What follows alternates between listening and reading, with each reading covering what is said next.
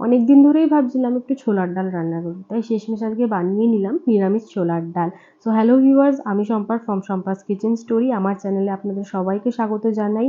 আমার ভিডিওসগুলি যদি ভালো লাগে আপনাদের, তাহলে please like, share and subscribe করতে ভুলবেন না। দেখুন, কথা বলতে বলতে আমি ডালের মাপটাও নিয়ে নিয়েছি। 1.5 কাপ মতন ছোলার ডাল নিয়ে নিয়েছি।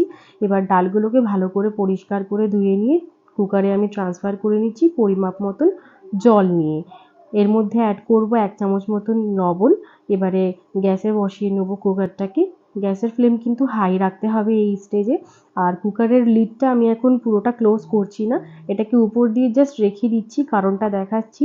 এই যে ডালের ফেনাটা এখন এসছে, এটাকে আমরা রিমুভ করে নেব, কারণ এটার জন্যই কিন্তু কুকারের ঢাকনার মুখটা বন্ধ হয়ে গিয়ে সব জায়গায় ছড়িয়ে যায়। তাই সেটা যাতে না হয় সেই জন্য এই ফেনাগুলোকে ফার্স্টে রিমুভ করে নিতে হবে। দেখুন, ভালো করে আমি সব ফেনাগুলো রিমুভ করে নিয়েছি আর 4 থেকে 5টা সিটি দিয়ে আমি ডালটাকে সেদ্ধ করে নিয়েছি। একদম গলিয়ে ফেললে হবে না, একটু এমন স্টেজে রাখতে হবে যাতে ডালগুলো সেদ্ধও হয়ে যায় আর পুরোটা গলেও না যায়। কড়াইতে আমি 1/2 টেবিল স্পুন মতন তেল গরম করে নিয়েছি। আমি সর্ষের তেল ইউজ করছি। তার মধ্যে আমি 1 থেকে 2 পিঞ্চ হিং ইউজ করছি। আপনারা হিং না ইউজ করলে এটাকে অ্যাভয়েড করবেন। তারপর এর মধ্যে আমি দিয়ে নিচ্ছি গোটা গরম মশলা, দারচিনি আর 3টে এলাচ। তার সাথে দিচ্ছি একটা শুকনো লঙ্কা, হাফ করে নিয়েছি দুটোকে। তারপরে 1/2 টিস্পুন মতন সাদা জিরে দিয়েছি আর আদা গ্রেট করে নিয়েছি 1 ইঞ্চ মতন। এবার আদাটাকে ফ্রাই করে নেব তেলের মধ্যে কিছুক্ষণ, যতক্ষণ না আদার কাঁচা গন্ধটা বেরিয়ে যায়।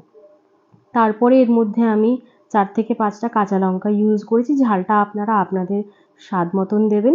এর মধ্যে 1 চামচ হলুদ গুঁড়ো, 1 চামচ জিরে গুঁড়ো অ্যাড করে নিয়েছি। এগুলোকে তেলের মধ্যে কিছুক্ষণ ফ্রাই করে নেব। গ্যাসের ফ্লেমটা একদম লো রাখবেন যাতে মশলাগুলো পুড়ে না যায়। তারপরে এর মধ্যে আমি অল্প একটু জল অ্যাড করে নিচ্ছি যাতে মশলাগুলো কষিয়ে নেওয়া যায়। সেই জন্য এই স্টেজে কিন্তু আমি ফ্লেমটাকে মিডিয়াম রেখেছি। ভালো করে কষিয়ে নেব যতক্ষণ না তেল ছেড়ে আসছে মশলাগুলো থেকে।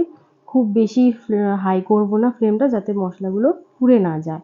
এরকম তেল ছেড়ে আসলে এর মধ্যে এবারে অ্যাড করে নেব সেদ্ধ করে রাখা ডালটা। ডালগুলো দেওয়ার পরে এই স্টেজে আপনারা আপনাদের টেস্ট মতো নুনও অ্যাড করে নেবেন। এরপরে আমি এর মধ্যে কিন্তু এক্সট্রা কোনো জল অ্যাড করিনি। ডালটা যেই জল দিয়ে সেদ্ধ করেছিলাম সেই জলটাই এর মধ্যে আছে। এরমভাবে এটাকে ভালো করে সেদ্ধ করে নেব বা রান্না করে নেব। কিছুক্ষণ জলটা টেনে নেওয়ার পর অ্যাড করছি কিছুটা মিষ্টি।